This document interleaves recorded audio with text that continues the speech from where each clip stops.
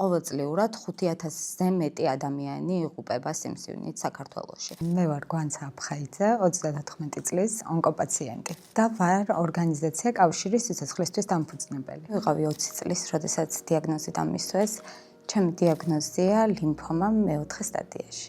ახლა ვარ სრულ რემისიაში, რაც იმას ნიშნავს, რომ ჩემი სიმსივნე გაჩერებული არის და დაბრუნების რისკი ძალიან ცოტაა, იმიტომ რომ ძალიან ბევრი წელი გავიდა და არ მქონია რეციდივი, არ დაბრუნებულა ჩემ შემთხვევაში სიმსივნე. ჩვენ ძალიან ბევრს ვსაუბრობთ გადარჩენაზე, ძალიან ბევრს ვსაუბრობთ სწორმკურნალობაზე, თუმცა ეს სტიგმა მაინც არსებობს და ძალიან ბევრ ადამიანს სხვენია გაამხილოს ის, რომ აქვს კიბო, რომ ებრძვის ამას და ამას მე მხოლოდ საქართველოში წავაწყდი, იმიტომ რომ სხვა ქვეყნებში, როდესაც იგებენ, რომ მე ვარ ონკოპაციენტი, ყველა მეუბნება, რომ გმირი ვარ, ყველას გამგრძნობ დიდი ემპათიას და აბსოლუტურად განსაკუთრებულად მაგრძნობინებენ თავს. მხოლოდ საქართველოში არის ესეთი დამოკიდებულება, რომ მოდი შენ არ ისაუბრო შენ დაავადებაზე, დაივიწყე საერთოდ რო გქონდა ახალგაზრდა ხარ, ოჯახი ხო უნდა შექმნა და ესეთი რჩევები მოდის კეთილის მსურველებისგან. მე მართლა ვერ ვხვდებოდი რატო უნდა დამემალა ჩემი დიაგნოზი, იმიტომ რომ ძალიან ბევრი ვიბრძოლე სიცოცხლისთვის, ძალიან რთული იყო ეს ბრძოლა და მართლა მიამაყება რომ გადავრჩი და ყველა იმ ადამიანი თუ არ ამაყი, ვინც იბრძვის სიცოცხლისთვის და ყველათი აღფრთოვანებული ვარ, იმიტომ რომ ვიცი ისინი რამხელა გზას გადიან, რა რთულია ეს გზა და არ კარგავენ мотивაციას. Ქონდა ისეთი შემთხვევა, რომ ადამიანს ქონდა სიმსივნე, მას არ უფინანსდებოდა მედიკამენტი, ჩვენ ხშირად წერდნენ ტელევიზიები და ვთხოვე, რომ მოდი ინტერვიუ ჩაწერე და თქვი, რომ ეს მედიკამენტი არ გიფინანსდება, იმიტომ რომ როდესაც ჩვენ ამაზე ხმამაღლა ვსაუბრობდით, იყო რაღაც პატარ-პატარა ცვლილებები, თუნდაც მხოლოდ იმ ადამიანს უფინანსებდნენ, რომელიც გაშუქდებოდა, ასე რომ ვთქვათ და მან უარი თქვა იმაზე, რომ საჯაროდ ეთქვა, რომ სიმსივნე აქვს, არ ქონდა ისეთი მძიმე სტადიაში, რომ ვერ გადარჩენილიყო, თუმცა ისე მოხდა, რომ მას არ დაუფინანსეს მედიკამენტი და ცოტა ხნის წინ გარდაიცვალა. მედიკამენტის არ ქონის გამო და იმის გამო, რომ ვერ გაამხილა საკუთარი დიაგნოზის შესახებ, არ ვიცი რის ეშინოდა საზოგადოების აზრის, ან რატო შეიძლება სიმსივნე იყოს სირცხვილი. ამას მართლა ვერ ვხვდები, თუმცა ძალიან ბევრი ადამიანია, ვინც ვერ ამხელს საკუთარ დიაგნოზს. მე ასევე ვიცნობ პაციენტს, რომელმაც მითხრა, რომ ღამითაც კი პარიგით ეძინა, რომ მის მეუღლეს არ გაეგო, რომ ეს დიაგნოზი აქვს. მაშინ, როდესაც პაციენტებს სჭირდებათ მუდმივი მხარდაჭერა, მით უმეტეს ოჯახის წევრების და ახლობლების და ამას ძალიან დიდი ძალა აქვს ბრძოლის გზაზე, ძალიან დიდ мотивაციას გაძლევს და გამარჯვებაზეც, რა თქმა უნდა, დიდი ზეგავლენა აქვს, როდესაც ბევრი მხარდამჭერი გყავს. 2023 წლის ბოლოს ჩვენმა მაშინდელმა ყოფილმა უკვე პრემიერ-მინისტრმა ირაკლი ღარიბაშვილმა გამოაცხადა, რომ 2024 წლის იანვრიდან ჩვენ ქვეყანაში ყველა ონკოპაციენტს სრულფასოვნად ექნებოდა მკურნალობის შესაძლებლობა. და ამის გამო ევროკავშირის ქვეყნებმა დაიწყეს ონკოპაციენტების დეპორტაციები საქართველოში აბრუნდებდნენ ამ ადამიანებს. თუმცა ეს ასე არ იყო, რადგან პაციენტები მწერდნენ 2023 წლის დეკემბრიდან უკვე, რომ ნოემბრის მერე მათ ყველას დაფინანსებაზე უარი მოსდიოდათ და ეს გაგრძელდა რამოდენიმე თვე.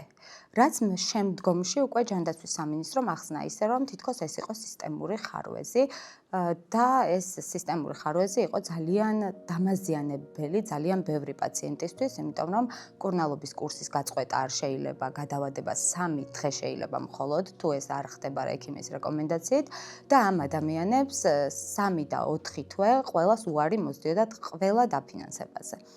რაც სიცოცხლისთვის ძალიან საშიშია და იწვევს იმას, რომ მეტასტაზი მიდის, მერე თავიდან არის საჭირო კვლევები, თავიდან არის მკურნალობა, დასაგეგმი და ასე შემდეგ.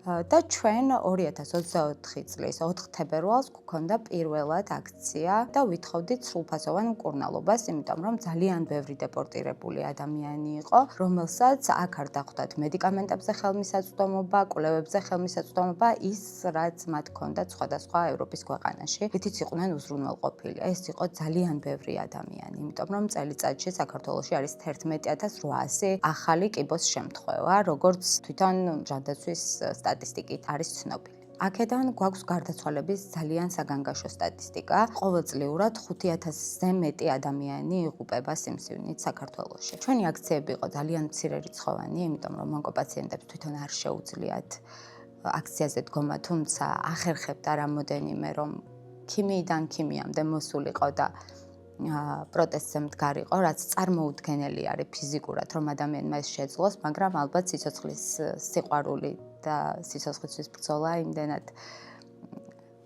ძალას აძლევს ადამიანს, რომ ესეც კი შეძლეს მათ. რაც შეეხება სტიგმას, საქართველოში ყველას გონია, რომ თუ სიმსივნე გაქვს, თუ კიბო გაქვს, გადადებული ხარ და მაინც არაფერი არ გეშველება.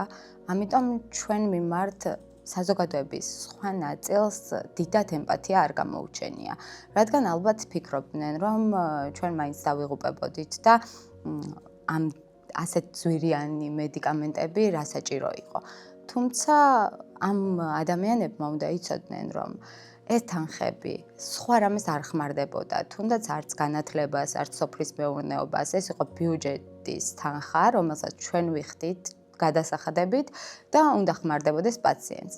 შემდეგ უკვე სულ ცოტა ხნის წინ ვნახეთ, რამდენი ქეში ჰქონდათ, რამდენი ფული ჰქონდათ ჩვენ მინისტრებს შენახული და ეს არის სწორედ ის მედიკამენტები, რომლებიც მე ვფიქრობ, რომ იმ მედიკამენტების თანხებია, რომლებსაც ჩვენ დაგვპირდნენ, რომლებსაც გამოაცხადეს საერთაშორისოდ, რომ ჩვენ გვექნებოდა ყველაფერი უფასოდ, თუმცა ეს ასე არ მოხდა და მხოლოდ 23 მედიკამენტი, ისიც ლიმიტში, მხოლოდ 3 თვე ექნებოდათ პაციენტებს ეს მედიკამენტები, შევიდა დაფინანსებაში. ჩვენ ბრძოლა არ შეგვიწყვეტია დღემდე, იმიტომ რომ დღემდე ვითხოვთ კვლევების დამატებას, მედიკამენტების დამატებას, დღემდე ვითხოვთ ჩვენ კუთვნილ სიცოცხლის უფლებას, თუმცა სამინისტრო ყოველთვის აიგნორებს ჩვენ მოთხოვნას, ცდილობს რომ გადაფაროს სხვადასხვა პრობლემებით და თითქოს ონკოპაციენტები არ ვარსებობთ და თითქოს ყველაფერი გვაქვს, ცდილობენ რომ ესე წარმოაჩინონ.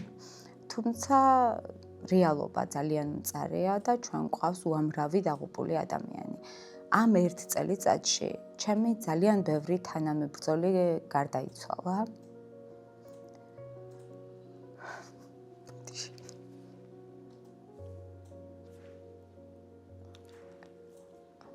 ადამიანები, ვისთან ერთადაც მე აქციებზე ვიდექი, ვისთან ერთადაც ვითხოვდი სიცოცხლის უფლებას ყველა ონკოპაციენტისთვის, ბევრი ადამიანი იმის გამო, რომ მას არ დაუფინანსეს მედიკამენტი, არ დაუფინანსეს სასიცოცხლოდ აუცილებელი კვლევა, დღეს ცოცხალი აღარ არის. და ამაზე პასუხისმგებლობა არავის არ დაეკისრა. რასაც ძალიან ვბრაზდები, თუმცა იმედი მაქვს, რომ ოდესმე მოვიპოვებთ ჩვენ სიცოცხლის და ჯანმრთელობის უფლებას. სამწუხაროდ ამ ბრძოლის პერიოდში ჩვენ წავაწყდით ისეთ პრობლემებს, რომ თურმე ჯანდაცვის სამინისტრო პროტეჟეობით უფინანსებს პაციენტებს მკურნალობას.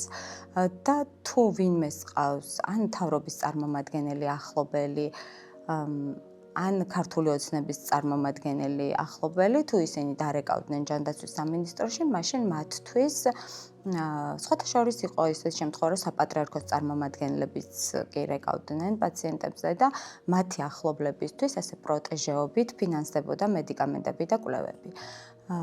და როდესაც ეს მე მინისტრს ვუთხარი, მან მითხრა, რომ გამორიცხულია მსგავსი არ ხდება, თუმცა მე ვიცნობდი პაციენტებს, რომლებსაც მსგავსად ეხმარებოდნენ და ყველაზე მეტად გამიკვირდა ის, რომ ძალიან ერთ-ერთმა მაღალჩინოსანმა საკუთარ ახლობელზე დარეკა, თუმცა ამ ქალბატონს მეორე თვეში დაფინანსებაზე ისე უარი მოუვიდა და ისე მოუწია, რომ თავიდან შეეწუხებინა ერთ-ერთი მთავარი პირი, ასე რომ ვთქვათ, მთავრობის წევრი. ეს ჩემთვის იყო გამაოგნებელი, იმიტომ რომ ვიფიქრე, რომ ესე პროტეჟეობით ერთხელ თუ დარეკავდა ის ადამიანი, მას შემდეგ უკვე პრობლემა მოეხსნებოდა. მაგრამ ეს ხო თავისთავად უხერხულობასთან არის დაკავშირებული, ან პაციენტსერიდება, რომ შეაწუხოს ვინმე. ყოველთვის ჰქონდათ ის განცდა, რომ აი მე რომ მიფინანსდება და სხვას რო არ უფინანსდება და თავს დამნაშავედ გრძნობდნენ. ონკოპაციენტები ძალიან რთულ გზას გადიან ისედაც სისტემასთან ბრძოლის გარეშე.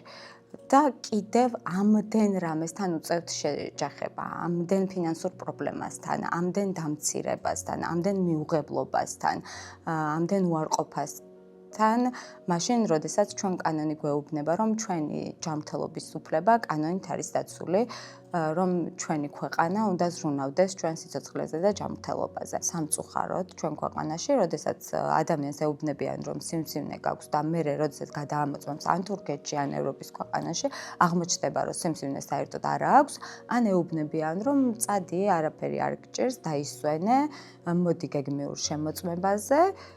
და აღმოჩნდება, რომ თურმე ამ დროს მეტასტაზები გავრცელდა, როდესაც სახლში გაუშვეს ადამიანი და უთხრეს, რომ დაისვენე, არაფერი არ გჭირს. ეს რის გამო ხდება ნამდვილად არ ვიცი, აპარატურა, როგორც ვიცი, საუკეთესო აპარატურა ჩამოაქვთ ხოლმე ჩვენთან საავადმყოფოებში, თუმცა ალბათ ეს უკვე კვალიფიკაციას ეხება, რამდენად იციან ამ აპარატურის წაკითხვა ექიმებმა. ძალიან ბევრ ახალგაზრდას ემართება დღეს სიმსივნე, ბავშვებსაც კი ემართებათ სიმსივნე, ძალიან პატარა ბავშვებს. მე როდესაც ამისვეს სიმსივნის დიაგნოზი, მაშინ არ მეგონა საერთოდ თუ ამ ასაკში შეიძლებოდა სიმსივნის დიაგნოზი დაესვათ ვინმესთვის და ვფიქრობდი, რომ ძალიან ახალგაზრდა ვარ და კიბო რატომ აქვს და მე რო გავიგე, რომ ბავშვებსაც ემართებათ სიმსივნე, ძალიან გამიკვირდა, იმიტომ რომ მაგაზეც კი არ მქონდა ინფორმაცია, რომ რისკ ჯგუფი არ გააჩნია ამ დაავადებას და ყველას შეიძლება დაემართოს. და როდესაც ქვეყანაში ესეთი მდგომარეობა არის, რომ ან სახლი უნდა გაყიდო, ან უნდა გადაიხვეწო, იმ გადახვეწასაც გიზღუდავენ, შეიძლება ვიზა ლიბერალიზაცია გაუქმდეს და ვერსად ვერ ჩაბარდე. ან რომ ჩაბარდები, იქ ჯანდაცვა აგზავნის წერილებს, რომ გამოუშვით, დააბრუნეთ ჩვენთან ყველაფერი აქ და დაგაბრუნონ ესე უკან ჯერ არ გამოჯამრთელებული და აქ არაფერი აღარ გექნება. და ალტერნატივად გთავაზობენ თურქეთში მკურნალობას, სადაც ფული უნდა გადაიხადო აუცილებლად, უფასოდ არავინ არაფერს არ გაგიკეთებს.